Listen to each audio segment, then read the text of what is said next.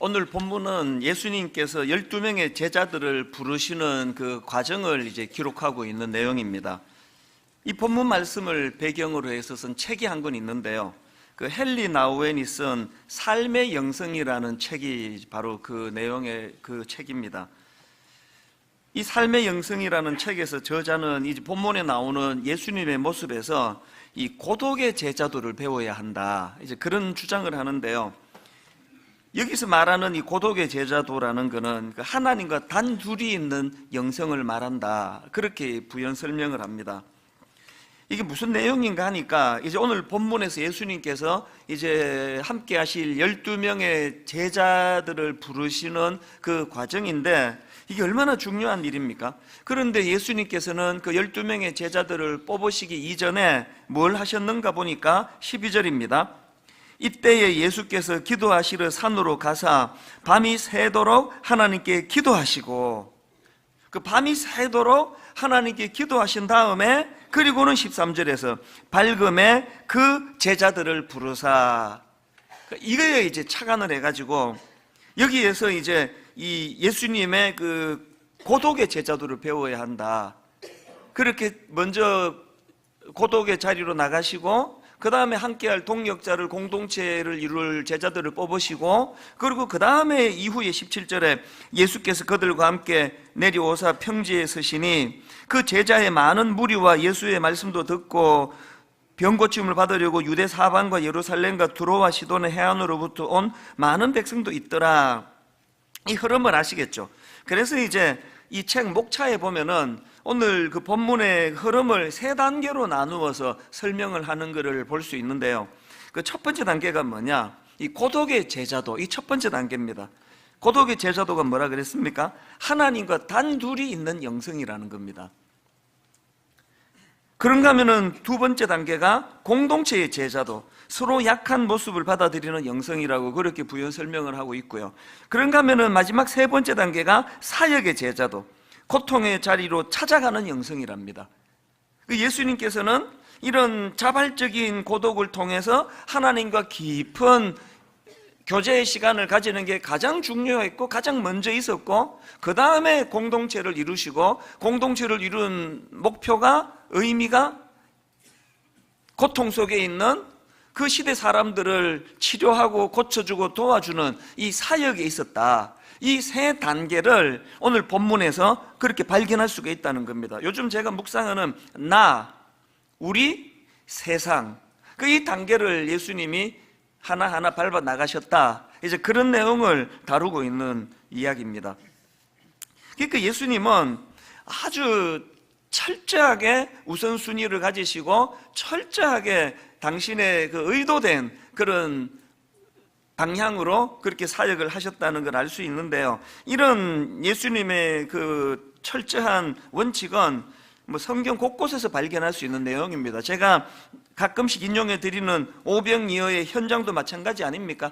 엄청나게 막 열광하고 막 임금 삼으려고 하고 그렇게 칭찬이 넘쳐날 때 예수님께서 보여주신 반응 여러분 다 아시잖아요. 마가복음 6장 45절에 보니까 예수께서 즉시 제자들을 재촉하사 자기가 무리를 보내는 동안에 배 타고 앞서 건너편 벳세다로 가게 하시고, 그 다음에 46절 무리를 작별하신 후에 기도하러 산으로 가시니라. 지난주에 저는 유난히 그 두 포인트가 와닿았는데요. 먼저 보인 반응이 뭡니까? 예수께서 즉시 제자들을 재촉하사 막 그냥 열광하고 박수치고 막 대단한 호응을 보내고 있는데 예수님은 막 당황하시는 거예요. 막 즉시 서둘러라, 빨리 짐 싸라.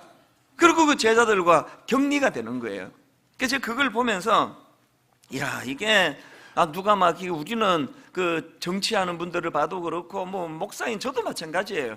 누가 막 이렇게 막 저를 칭찬하면은 사실 너무 기분이 좋잖아요. 그래서 말은 뭐 에이 뭐 다 뭐 하나님이 하셨죠, 주님 뜻이죠, 뭐 이러면서도 속으로는 막 그 기쁨은 그렇게 그 부인하기가 어려워요. 그래서 이제 그런 자리에는 뭐 좀 더 오래 머물고 싶고 오래 있고 싶은 게 본능 아닙니까?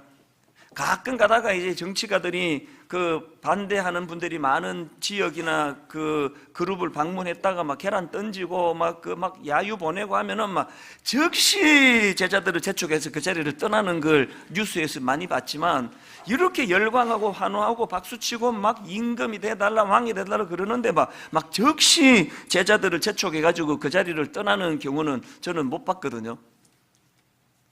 예수님에게서 저는 이 본문에서 지난주 새삼스럽게 배우는 게 뭐냐, 누가 자꾸 저를 칭찬하고 저를 자꾸 과장스럽게 막 그 치켜 세우고 그러면은 그때는 어떻게 해야 될 때예요? 즉시 떠나야 될 때예요. 이렇게 시간이 이렇게 됐네? 그러고 막 급하게 그 자리를 떠나야 된다는 거예요. 그런가 하면은 그 46절에 무리를 작별하신 후에 이 포인트도 저에게 와닿았지만 그게 다가 아니에요. 저기 지금 강조점은 뒤에 있잖아요. 무리를 작별하신 그것도 중요하지만 기도하러 산으로 가시니라. 뭔가 일이 잘 되고 막 사람들이 자꾸 칭찬하고 뭐 우쭐해질 때는, 그때는 첫째 이 위험한 때다 영적으로. 둘째, 이때야말로 의도된 고립이 의도된. 여러분 막 이렇게 막 뭐 상황이 나빠지고 막 사업이 잘 되다가 갑자기 망하고 막 사람들에게 배척당하고 그래서 찾아오는 고독은요, 그건 굉장히 그 병든 고독이에요. 우리를 아주 그 병들게 만드는 고독이에요. 그러나 오늘 예수님이 스스로 자초하신 이 고독은 자발적 고독이라고 그렇게 이름을 내가 붙여봤는데요, 이 자발적인 고독은 그런 의미의 고독이 아니에요. 저는 그런 생각을 합니다. 병든 고독, 막 이게 잘 될 줄 알았는데 막 사업이 망하고 뭐 잘 될 줄 알았는데 막 사람들로부터 배척당하고 그래서 찾아오는 고독은요, 세상이 주는 고독은 나를 병들게 하는 고독이에요. 여러분, 이런 세상이 주는 파괴적인 고독을 피하고 싶으세요? 자발적인 고독의 자리로 가야 돼요. 자발적인 고독의 자리로 가는 그 사람은 절대로 이 병든 고독으로 무너지지 않습니다. 이게 오늘 마가복음 6장에서 제가 발견하는 참 중요한 메시지거든요. 여러분들이 막 지금 잘 되고 막 사람들이 여러분을 열광하고 여러분을 찾고 막 칭찬하고 그러면은 주님의 음성이 들려져야 돼요. 지금 주님이 막 즉시 나를 재촉하사 너 빨리 거기를 그런데 취해 있지 말고 빨리 떠나라, 그런 말씀을 주실 때구나. 그리고 그럴 때는 어떻게 해야 된다고요? 자발적인 고독을 통해 주님과의 깊은 교제의 자리로 기도하는 자리로 들어가야 된다는 겁니다. 비슷한 모습이 마가복음 1장에도 나오는데요, 저는 이 마가복음 1장에서의 예수님의 그 살인적인 하루 일과 스케줄을 보면서 나는 이제 근데 바쁘다 이런 소리 더 이상 하면 안 되겠다, 그런 생각을 했습니다. 예수님의 이 바쁜 스케줄을 한번 보시기 바랍니다. 자, 먼저 마가복음 1장 21절입니다. 그들이 가버나움에 들어가니라. 예수께서 곧 안식일에 회당에 들어가 가르치심에, 이제 또 가르치는 일을 하셨습니다. 그리고 23절, 마침 그들의 회당에 더러운 귀신 들린 사람이 있어 소리질러 이르되 나사렛 예수여, 우리가 당신과 무슨 상관이 있나이까? 우리를 멸하러 왔나이까? 나는 당신이 누구인 줄 아오니 하나님의 거룩한 자니이다. 예수께서 꾸짖어 이르시되 잠잠하고 그 사람에게서 나오라 하시니 더러운 귀신이 그 사람에게 경련을 일으키고 큰 소리를 지르며 나오는지라. 예수님이 말씀을 가르치고 있는 그 회당에서 또 귀신 들린 자를 고쳐주세요. 그리고는 28절에 예수의 소문이 온 갈릴리 사방에 퍼지니라, 막 알려지는 거예요. 그리고는 29절부터 회당에서 나와 곧 야고보와 요한과 함께 시몬과 안드레의 집에 들어가시니 시몬의 장모가 열병으로 누워있는지라. 사람들이 곧 그 여자에 대하여 예수께 여짜온데 나아가서 그 손을 잡아 일으키시니 열병이 떠나고 여자가 그들에게 수종되니라. 이런 식으로 막 예수님이 귀신을 쫓아내시고 병으로 신음하는 사람을 막 고쳐주시고 이렇게 하니까 이제 소문이 막 점점 퍼져가지고요, 32절부터 보십시오. 저물어 해질 때에, 이제 하루 일과가 다 끝나는 시간 아닙니까? 저물어 해질 때에 모든 병자와 귀신 들린 자를 예수께 데려오니 온 동네가 그 문 앞에 모였더라. 예수께서 각종 병이 더 많은 사람을 고치시며 많은 귀신을 내쫓으시되, 이 저물어 해가 졌는데 일은 점점 많아지는 거예요. 막 점점 사람들이 더 몰려드는 거예요. 그렇게 그냥 살인적인 하루 스케줄을 주님이 보내셨는데요, 제가 참 주목하는 건 바로 그 다음 35절입니다. 새벽 아직도 밝기 전에 예수께서 일어나 나가 한적한 곳으로 가사 거기서 기도하시더니, 제가 이 예수님의 모습을 이렇게 상상을 해보는데 종교개혁가 루터가 생각이 나더라고요. 루터 선생님이 이런 말을 했습니다. 나는 너무 할 일이 많아서 아침에 기도로 3시간을 보내야 합니다. 이게 좀 조합이 좀 안 맞는 거 아닙니까? 오늘은 막 너무 할 일이 많아서 뭐 기도를 제대로 못했네. 또 뭐 어제는 또 스케줄이 좀 남아가지고 내가 3시간 기도했네. 그래야지 이게 좀 뭔가 그 상식이 통하는 것 같은데, 루터는 다르게 얘기하는 거 아닙니까? 나는 너무 할 일이 많아서 아침에 기도로 3시간을 보내야 합니다. 종교개혁하는 과정에서 뭐 그냥 성경 번역하고 그 악한 세력과 싸워야 되고 뭐 할 일이 엄청 많은데 너무 바쁘기 때문에 나는 3시간을 기도하는 데 시간을 보내야 된다. 그리고 또 오늘 예수님의 그 스케줄을 보면서 책 제목이 하나 떠올랐는데요, 너무 바빠서 기도합니다. 참 가슴 아프게도요, 이 책을 쓴 미국의 유명한 그 목사님이 너무 바빠서 기도합니다. 책은 그렇게 썼는데, 그리고 실제로 막 엄청나게 바쁜 사역을 하신 분이거든요. 최근에 믿겨지지 않는 이야기를 들었습니다. 이 여자 문제로 교회에서 사표를 냈다는 거예요. 우리 보고는 너무 바쁘면 기도해야 된다고 그렇게 책도 쓰고 그래 놓고는 본인이 그렇게 넘어지면 어떻게 되느냐고요. 그게 우리에게 주는 경고가 뭡니까? 이론만 갖고 안 된다는 거예요. 그렇게 해야 된다는 겁니다. 저는 이렇게 바쁜 목사님들이 이거 실족할 때마다 하나님께서 제 마음에 경고를 많이 주세요. 그 다음 뭐 네 차례야, 조심 안 하면. 왜 제가 대외 활동을 막 극도로 제가 절제하고 있습니까? 왜 바깥 행사를 막 할 수 있는 대로 안 하려고, 할 수 있는 대로가 아니라 뭐 그냥 안 해요. 왜 안 하느냐? 저도 이름 내는 거 좋아하는 사람이거든요, 체질적으로. 왜 안 할까요, 그걸? 억지로 제가 참으면서 왜 안 하는가 하면은, 요 한계, 바쁜 한계를 넘어서면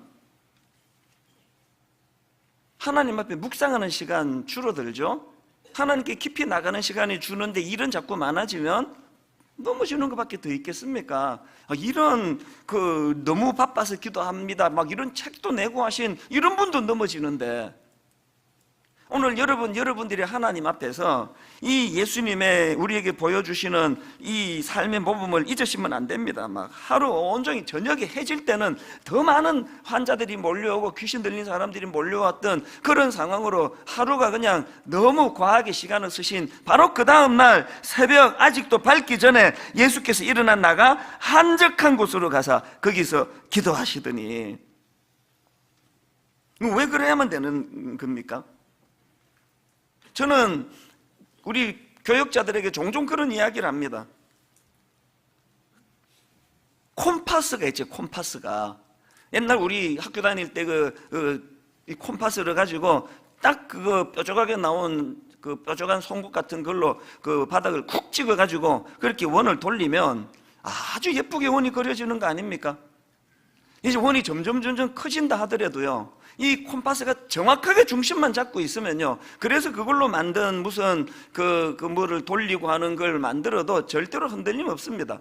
분당 우리 교회가 30몇 명으로 시작해가지고 막 한때 막 4,500명씩 등록하고 막 정신이 없을 때도 딱 성령님께서 딱 콤파스가 되어서 중심에 서 계시니까 혼란이 없는 거예요. 혼미함이 없는 거 아닙니까? 참 제가 하나님께 감사하는 것 중에 하나가, 교회가 막 갑자기 비대해지고 정신이 없을 때도 단 한 번도 교회적으로 혼란이 없었거든요. 막 일부 또 상처받고 쪼개져 나가고 이런 일들이 한 번도 없었습니다. 왜 그러냐?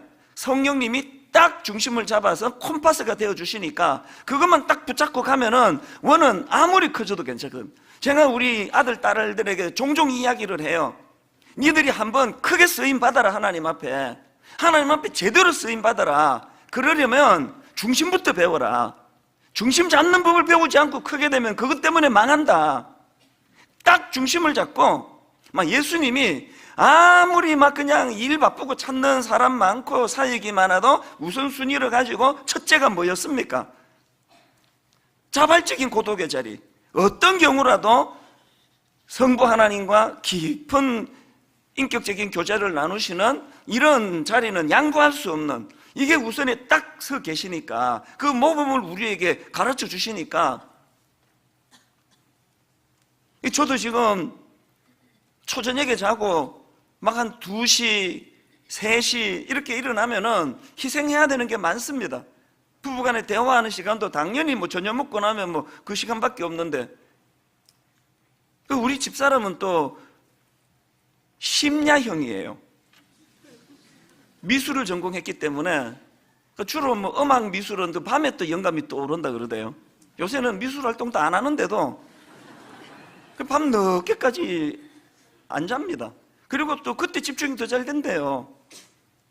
우리 부부는 서로를 존중하기 때문에 강요 안 해요. 그래서 나는 초저녁에 가서 자고, 우리는 조그마한 침대 하나만 있으면 됩니다. 1교대 먼저 내가 가서 자고, 그리고 나올 때쯤 2교대 들어가서 자고, 아무런 문제가 없다고 지난번 설교도 말씀드렸잖아요. 어떤 경우라도 여러분, 이 하나님 앞에 그 독대하는 그 시간, 분당 우리 교회에서 담임 목사인 제가 이거는 하나님에 대한 또 성도님들에 대한 기본적인 예의라고 생각해요. 그래서 하나님 앞에 꼭 새벽 미명에 이른 아침에 9시 출근하고 나면은 제 시간이 아니잖아요. 그래서 이른 아침에 하나님과 교제하고 그분과의 그런 독대하는 시간을, 그래서 자발적인 고독. 여러분 어떨 때요? 한 1시 반, 2시 이렇게 잠이 깨지면 늘 그런 건 아닌데요. 막 고독이 물밀듯 밀려올 때가 있습니다. 얼마나 외로운지 아세요? 이 큰 교회 목사가 하나님 앞에 단독자로 홀로 서 있는 것 같은 그 막 외로움이 막 엄청 밀려올 때가 있습니다. 이때 여러분, 그 하나님과의 그 독대하는 데 필요한 재료로서 고독을 피하기 시작하면 변질이 되는 거예요. 그건 제 몫이에요. 피하면 안 됩니다. 누구랑도 상의할 수 없고 누구랑도 나눌 수 없는 하나님이 저에게만 주신 그 사명의 그 고독을 마음에 담고 이거를 가지고 주님 앞으로 나가는 이거를, 아이고 이제 이거 한 10몇 년 하니까 이제는 막 지쳐서 못 살겠다. 그때 사표 내면 돼요. 교회를 떠나면 되는 거예요. 나 이제 지쳐서 못하겠다 그러면서 편한 길 찾아가면 이것이 바로 변질이 된다는 걸 너무 잘 알거든요. 최근에 그 신간 중에 당신의 머리 밖 세상, 이런 제목의 책이 나왔는데, 이 책의 부제가 이겁니다. 몰입을 방해하는 시대에 대한 보고서. 오늘 우리 시대가 몰입을 방해하는 시대래요. 그 책에 보니까 신조어 하나를 소개하는데요. 여러분 그 TMI라는 신조어 들어보셨습니까? TMI가 무슨 약자인가 하니까요, Too much information이래요. 정보 홍수. 이 분당 우리 담임 목사로 있으면요, 막 머리가 터질 것 같아요. 막 온 사방에서 이야기, 소식, 정보 막 이런 게 들려오면은 막 어떨 때는 진짜 막 숨이 안 쉬어져. 숨이 막 너무 버겁다. 막 머리가 막 꽉 차 있을 때 어떻게 하는지 아시죠? 막 빨리 집에 가서 뭐 저녁 후딱 먹고 바로 자요. 저는 빨리 자고, 그리고 머리 다 비운 상태로 이른 아침에 하나님 앞에 독대하면서 하나님 앞에 정리를 하면은 하나님이 어제 그 복잡한 이런 것들을 다 정리를 해주시거든요. 오늘 우리 시대가 too much information의 시대이기 때문에, 몰입을 방해하는 시대이기 때문에 오늘 저나 여러분 모두가 다 단 30분도 좋습니다. 뭐 10분도 좋아요. 누구에게도 방해받지 않는 하나님과 독대하는 시간을 확보하는 그런 여러분 되시기를 바랍니다. 파스칼 그 팡세에 이런 말이 있다고 하네요. 인간의 모든 불행은 인간이 자기 방에 조용히 머물 수 없다는 단 한 가지 사실에서 비롯된다. 다시 한번 들어보세요. 인간의 모든 불행은 인간이 자기 방에 조용히 머물 수 없다는 단 한 가지 사실에서 비롯된다. 독일의 시인 괴테도 비슷한 말을 했습니다. 인간은 사회에서 여러 가지를 배울 수 있다. 그러나 영감을 받는 것은 오로지 고독 속에 있을 때만 가능하다.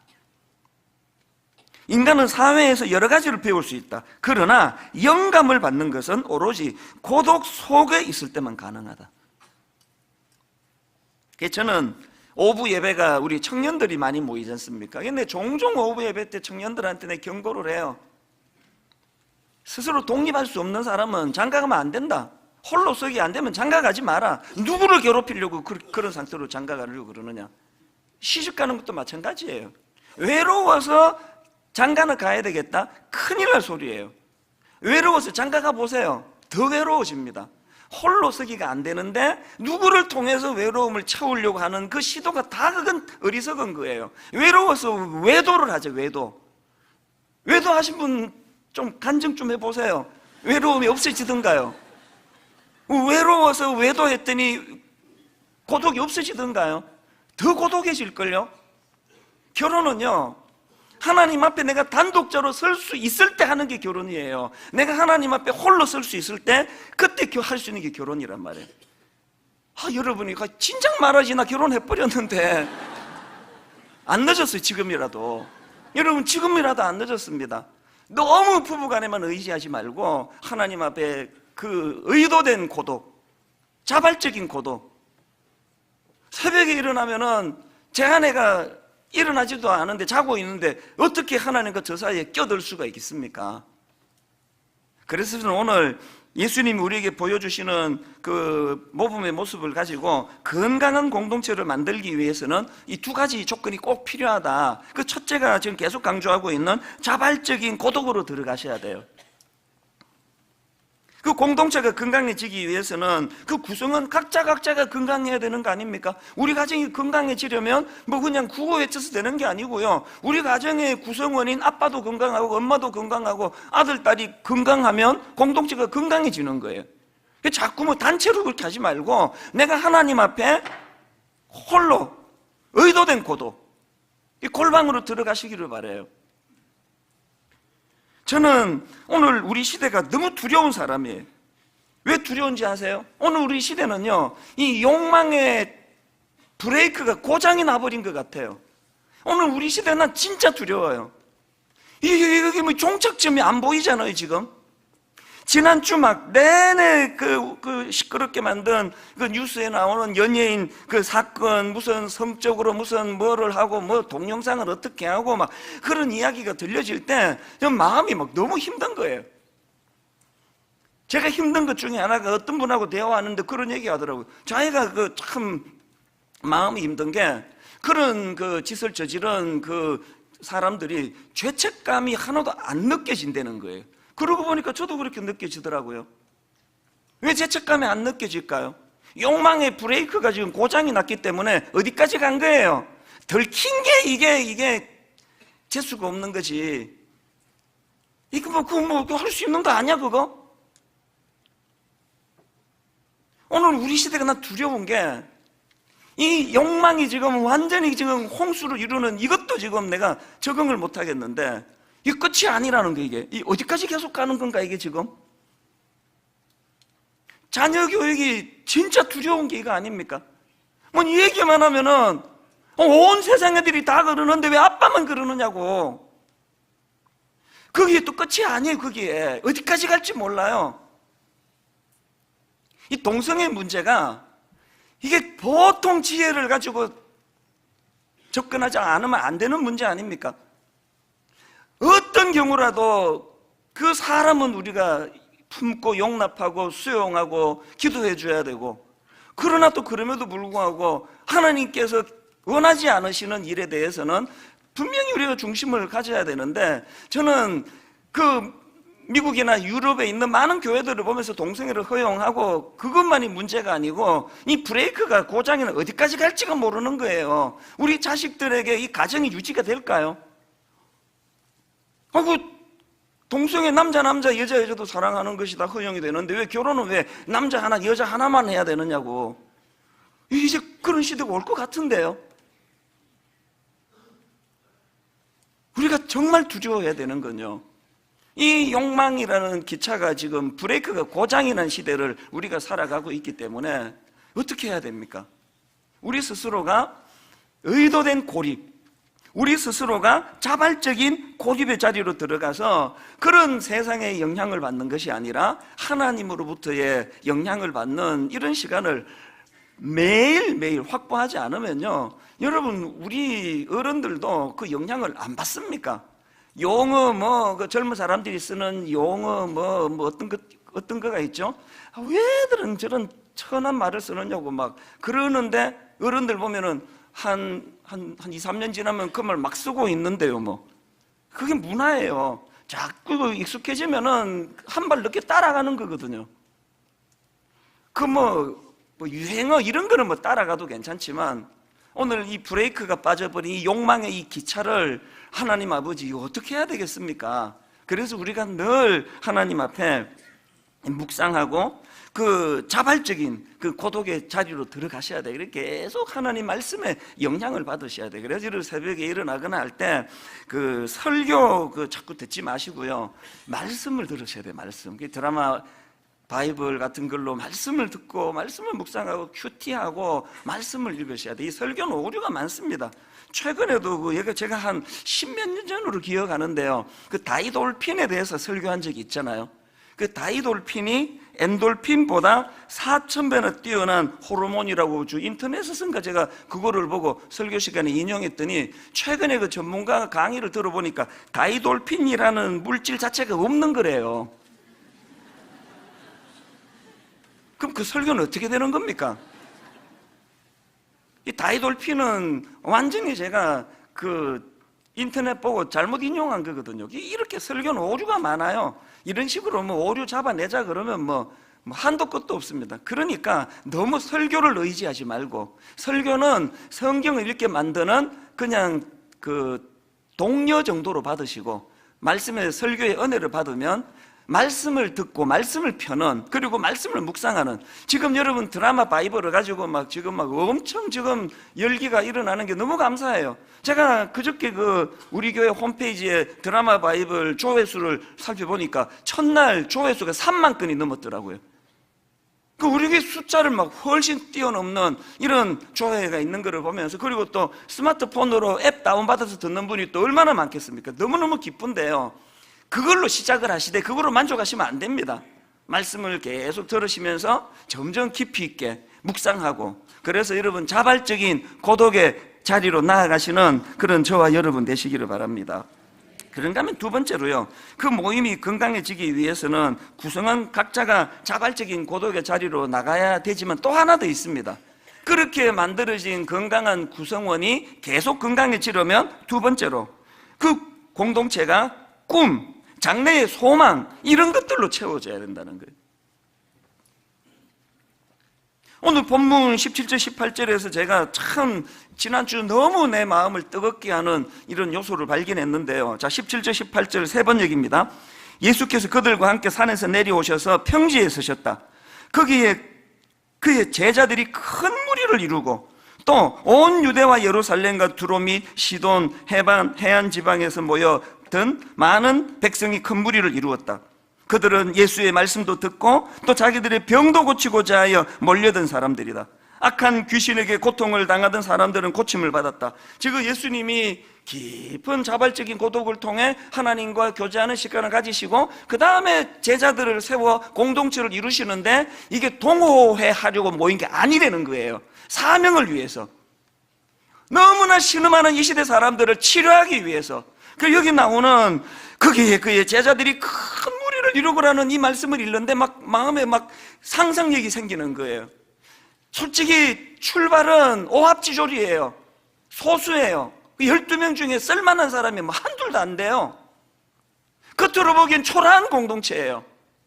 그런데 제가 이 예수님의 이 본문 말씀 읽으면서 머리에 확 들어오는 성경이 하나 있었는데, 이사야 60장 22절 개역 성경으로 보세요. 그 작은 자가 천을 이루겠고 그 약한 자가 강국을 이룰 것이라. 때가 되면 나 여호와가 속히 이루리라. 세 번역으로 그들 가운데 가장 작은이라도 한 족속의 조상이 될 것이며 가장 약한 이가 강한 나라를 이룰 것이다.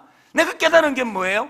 하나님 나라의 구성원인 여러분이 난 이제 다 컸어, 내 얼마나 대단해, 이 생각 자체가 이게 회개거리예요. 교회가 커지지 목사가 커지는 겁니까? 하나님 나라는 자기가 크다는 생각하는 사람이 모이는 데가 아니에요. 하나님 나라는 작은 자예요. 하나님 나라는 약한 자가 모이는 곳이에요. 나는 약하다고, 나는 작은 자라고. 그런데 그 작은 자들이 모여가지고 꿈을 꾸는 거예요. 비록 내가 현실은 초라한 시몬이지만 장차 반석이 될 것이라고. 이 원리를 잊으시면 안 됩니다. 분당 우리 교회가 왜 위험합니까? 너무 큰 교회가 돼버렸어요. 우리 개개인이 왜 위험합니까? 너무 똑똑하잖아요. 너무 큰 자가 돼가지고 뭐 걸핏하면 충고하려 들고, 걸핏하면 누구 정죄하고, 그 다 그 큰 자의 정상 아닙니까? 하나님 나라는 그런 자들로 이루는 게 아니에요. 하나님 나라는 그 작은 자가 천을 이루겠고, 여전히 초라하고 여전히 보잘것없는 인생이지만 그 작은 자가 천을 이루겠고, 그 약한 자가 강국을 이룰 것이라. 때가 되면 나 여호와가 속히 이루리라. 마가복음 1장에서 제자들을 부르시는 과정에서의 예수님의 그 말씀을 한번 곰곰이 보세요. 힌트 다 얻을 수 있는 거 아닙니까? 마가복음 1장 16절, 갈릴리 해변으로 지나가시다가 시몬과 그 형제 안드레가 바다에 그물 던지는 것을 보시니 그들은 어부라. 예수께서 이르시되 너 어느 대학 나왔니? 너 학교 다닐 때 그 학점이 어떠니? 그렇게 묻는 게 아니에요. 예수께서 이르시되 나를 따라오라. 내가 너희로 사람을 낚는 어부가 되게 하리라. 지금 네가 얼마나 작은 자인지 큰 자인지 나 관심 없다. 아니야, 일부러 작은 자만 내가 모았다. 일부러 작은 자들만 모았는데 네가 할 일 하나 있다면 꿈을 꾸는 거다. 꿈. 지금은 고기 잡아 생계를 연명하는 인생이지만 내가 너희로 사람을 낚는 어부가 되게 할 것이라고. 여기에서 지금 벗어나 있는 분들이 너무 많은 거 아시잖아요. 왜 주로 대형교회 목사님들이 그렇게 자꾸 실족하고 고꾸라지는 일이 많을 거라 생각해 보니까 여기에서 있더라고. 여기에서 벌써 내 이제 이렇게 큰 자가 됐네. 내가 이렇게 내 큰 교회 목사가, 유명한 목사가 됐네. 거기서부터 다 자빠지는 거 아닙니까? 어떤 경우라도 하나님의 사람은 작은 자예요. 그 작은 자가 꿈을 꾸기 때문에 위대한 거예요. 제가 지난 월요일 날 이제 어디를 갔는지 이제 옷을 입으면서 우리 집사람한테 제가 이런 이야기, 무슨 대화를 하다가 했는지 이런 말을 했습니다.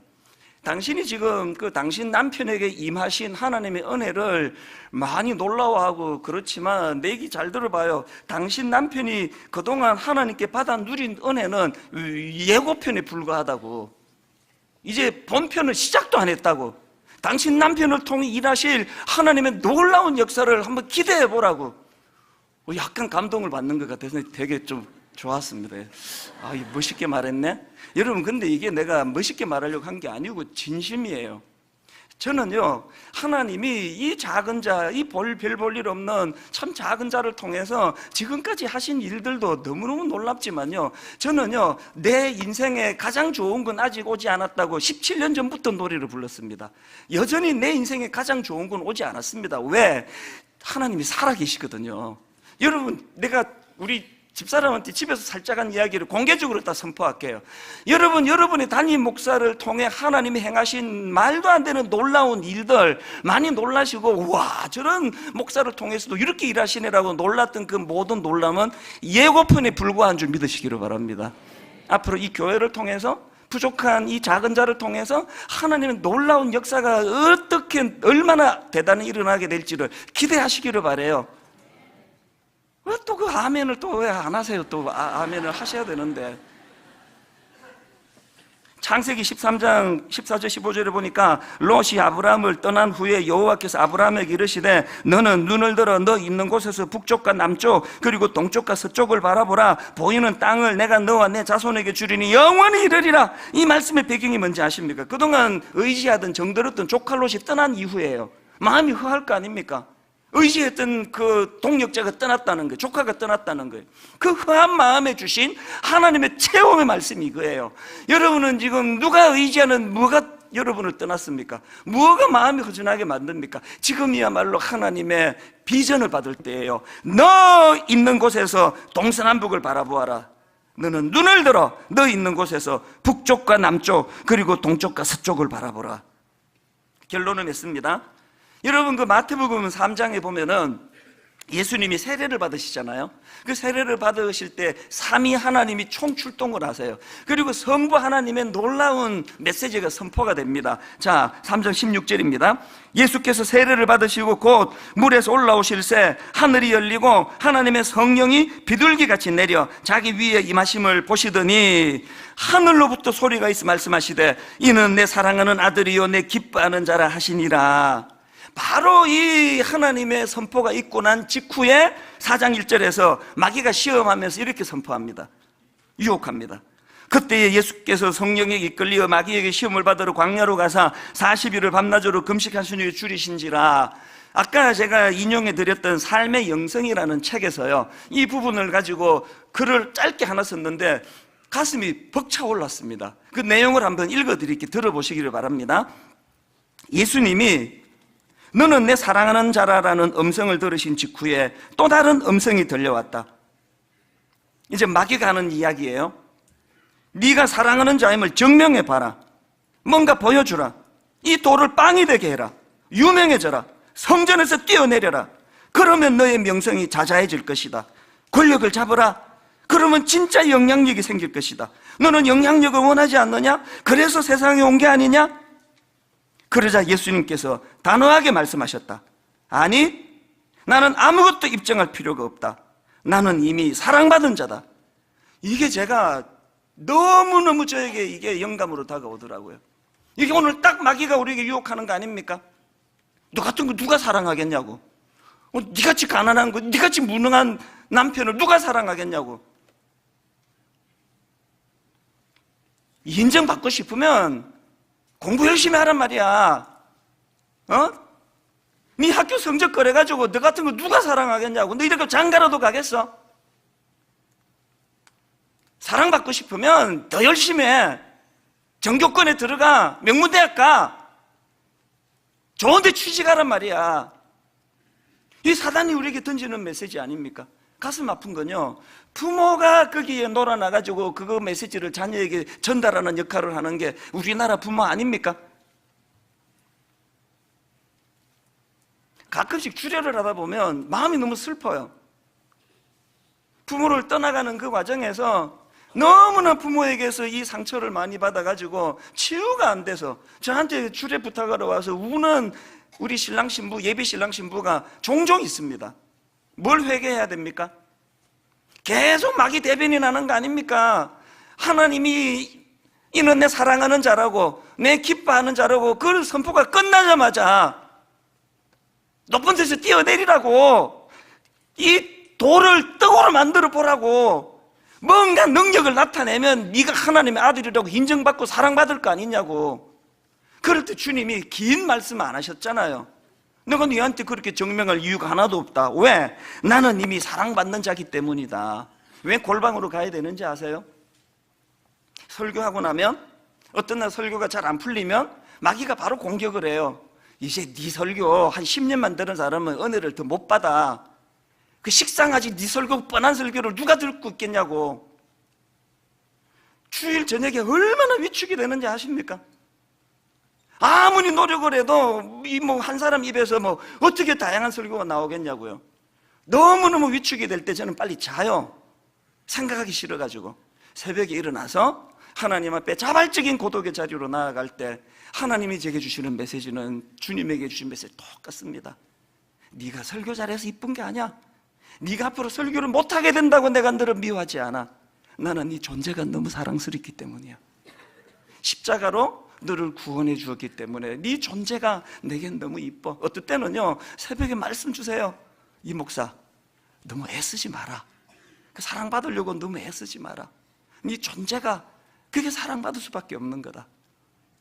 우리 자녀들에게 저질렀던 잘못된 교육을 회개하시고, 조건, 네 뭐 하면, 성적 얼마 나오면, 네가 이렇게 되면, 명문대 가면 사랑받을지 모르지. 사단의 메시지예요. 그렇지 않습니다. 어떤 상황이라도 우리 아들이, 우리 딸이 누구 앞에서라도 나는 사랑받는 사람이라고,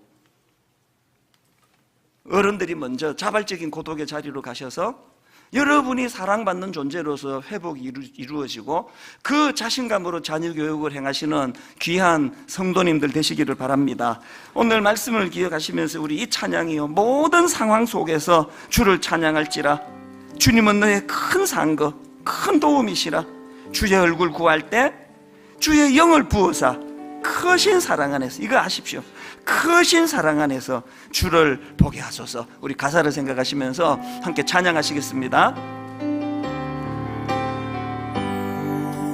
모든 상황 속에서, 모든 상황 속에서 주를 찬양할지라.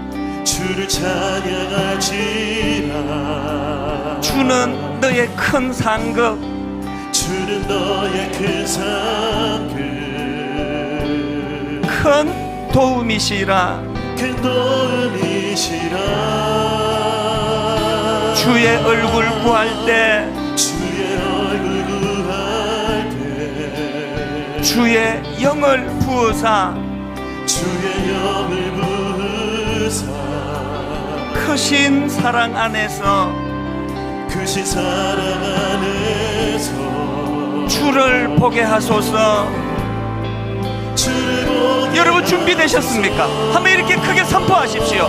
내 영혼이 확정되고 확정되어 싸우니, 내 영혼이 확정되고 확정되어 싸우니 믿음의 눈들어 주를 바라봅니다. 다시 한번 선포하십시오. 내 영혼이 확정되고 확정되어 싸우니, 믿음의 눈들어 주를 바라봅니다. 모든 상황 속에서, 모든 상황 속에서 주를 찬양할지라. 주를 찬양할지라. 주는 너의 큰 상급, 주는 너의 큰 상급, 큰 도움이시라. 이 믿음을 가지고 선포하십시오. 내 영혼이 확정되고 확정되어 싸우니, 내 영혼이 확정되고 확정되어 싸우니 믿음의 눈들어 주를 바라봅니다. 주를 바라봅니다. 내 영혼이 확정되고 확정되어 싸우니, 확정되고 확정되어 싸우니 믿음의 눈으로 주를 바라봅니다.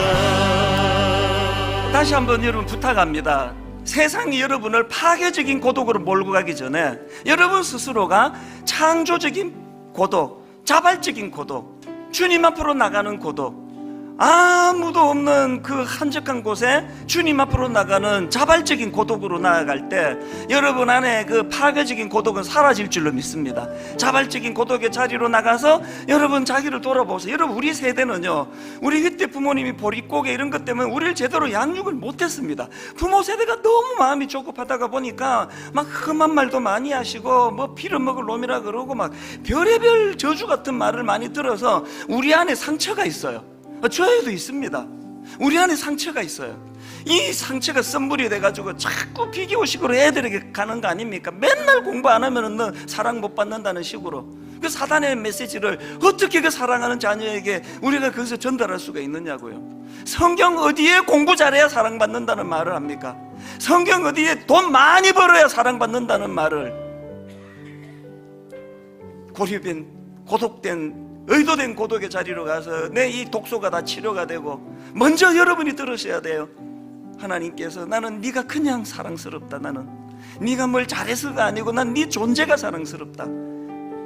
내가 치유가 되고 자녀를 향한 내 언어가 달라지게 되기를 원합니다. 우리 다시 한번 후렴부터 선포하기를 원합니다. 내 영혼이 확정되고 내 영혼이 확정되었사오니, 이제는 세상의 눈이 아니에요. 믿음의 눈을 들어 주님 바라보기 원합니다. 믿음의 눈을 들어 이 세상을 바라보고 해석하기를 원합니다. 한번 이렇게 확신하며 선포합니다. 내 영혼이 확정되고 확정되었사오니, 내 영혼이 확정되고 확정되어 싸우니, 믿음의 눈 들어 주를 바라보니 내 영혼이 확정되고 확정되어 싸우니 믿음의 눈 들어 주를 바라봅니다.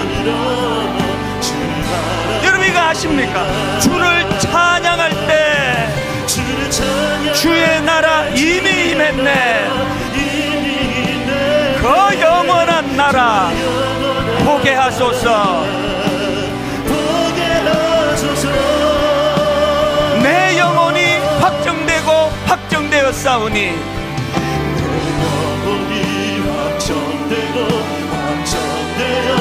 믿음의 눈 들어 주를 바라봅니다.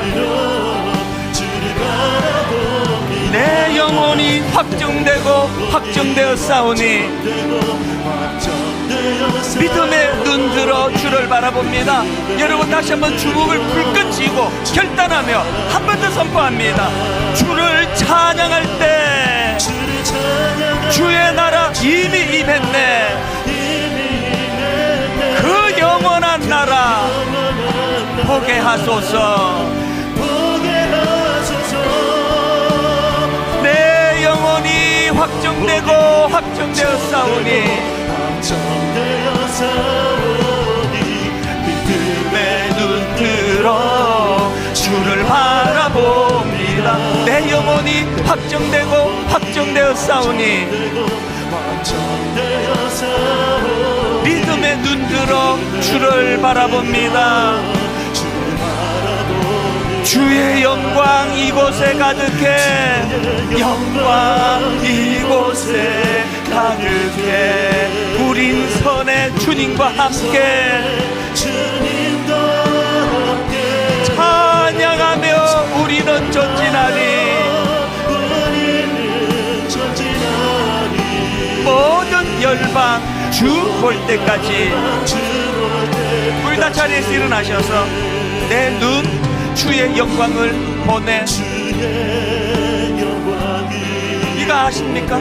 우리 가운데 계신 주님 영안을 열고 바라보세요. 그 빛난 영광 온 하늘 덮고 그 찬송 온 땅 가득해. 영안을 열고 바라보시기 바랍니다. 내 눈 주의 영광을 보내. 오늘 우리가 드리는 찬송 가운데 서신 주님, 주님의 얼굴은 온 세상 향하네. 권능의 팔을 드셨네. 온 마음을 다하여 찬양하기 원합니다. 주의 영광 이곳에 가득해. 이곳에 가득해. 우린 선의 주님과 함께 찬양하며 우리는 전진하니. 언제까지? 모든 열방 주 볼 때까지. 하늘 아버지 우리를 새롭게 하사 열방 중에서 주를 섬기게 하소서. 모든 나라 일어나 찬송 부르며 영광의 주님을 보게 하소서. 보게 하소서. 주의 영광 이곳에 가득해. 우린 선의 주님과 함께 주님과 함께 찬양하며 우리는 전진하리. 언제까지? 모든 열방 주 볼 때까지. 우리 말씀을 기억하며 이 통성으로 기도할 때 아버지 우리 가정을 살려주시기 원합니다. 우리 아들 우리 딸 이 욕망의 고삐가 풀려버린, 이 욕망의 브레이크가 풀려버린 이 정신없는 이 세상에 오늘도 우리 아들이 학교로 가야 되고 직장을 가야 되는데 우리 딸이 아버지 거기에 휩쓸리지 않기 위하여 우리가 중심을 잡고 아버지 자발적으로 주님 앞으로 고독의 자리로 나가기 원합니다. 오늘 말씀을 기억하시고 이 통성으로 같이 우리 자녀와 가정과 교회를 위하여 기도하시겠습니다. 같이 기도하십니다. 살아계신 하나님 아버지, 하나님 아버지 은혜를 이 시간 구합니다. 주의 영광 오늘 이곳에 충만하게 누리게 하여 주시고 이제 아버지 내일부터 다시 이 세상을 향하여 나아갈 때에 하나님 아버지 매 순간 살아계신 하나님을 복대하고 그분을 의지하며 그분이 주시는 메시지를 아버지 내 삶의 지침으로 삼는 인생 되기 원합니다. 있는 모습 그대로 나를 바라보시는 하나님의 사랑을 경험할 수 있는 은혜를 허락하여 주시기를 간절히 원합니다. 아버지 하나님 평강한 많은 시대 속에서 하나님 나를 바라보시는 시선을 느끼게 해주시옵소서. 평강한 많은 시대 속에서 아버지의 그 사랑을 경험할 수 있는 은혜를 회복시켜 주시기를 원합니다. 아버지 우리 가정 가운데 그 사랑을 부어주시옵고 아버지 이 세상에 그 사랑을 변화되게 해주시옵시며 부족한 모든 대통령의 손에도 그에서 역사하신 하나님 아버지 은혜입니다. 주님께서 그분을 함께 해주시기를 원합니다. 주님을 바라볼 수 있는 눈이 열려지게 해주시고 아버지 하나님의 부르신 그 마음을 우리에게 보여주셔서 그 마음을 얻을 수 있는 은혜를 주시옵소서. 하나님 아버지 오늘도 이 세상은 끊임없이 우리를 향해 잘못된 가치관으로 우리를 흔들어 놓고 있습니다. 그래갖고 사랑을 받겠냐고, 그렇게 무능해가지고 어떻게 사랑을 받겠냐고, 누가 너 같은 걸 사랑하겠냐고. 하나님 우리 어린 자녀들이 싹시 제대로 펴보기도 전에 어린 꼬맹이 시절부터 끊임없이 이렇게 공부 열심히 안 하면 사랑 못 받는다고, 더 이뻐지지 않으면 사랑 못 받는다고, 너무나 가슴 아프게 우리 부모들의 입술을 통하여 그 잘못된 메시지가 끊임없이 전달되어 왔기 때문에 너무 많은 아이들이 하나님 형상을 닮은 그 존귀함을 모르고 살아가고 있는 것, 너무나 많이 열등감에 빠져 있다 보니 악한 것들이 조건을 걸고 유혹하면은 거기에 바로바로 넘어지는 현실을 아버지 가슴 아프게 목도하는 것이 오늘 이 시대입니다. 부모된 우리가 먼저 회개하며 하나님이 예수 그리스도가 뚜렷한 기준을 가지시고 그렇게 사역의 자리로 나아가셨던 것처럼 우리 부모들도 먼저 삶의 기준이 회복되고 바쁠수록 주님 앞으로 나아가 주님의 말씀으로 지침을 삼으며 그렇게 하나님 아버지 자발적인 고독의 자리로 나아감으로 말미암아 세상이 우리에게 던져주는 파괴적인 고독은 피하는 그런 은혜롭고 지혜로운 아름다운 인생이 되도록 인도하여 주시옵소서. 이번 한 주간도 오늘 배운 그대로 실천하려고 애쓰는, 그래서 하나님의 은혜를 많이 누리는 그런 복된 한 주간 되도록 인도하여 주시옵소서.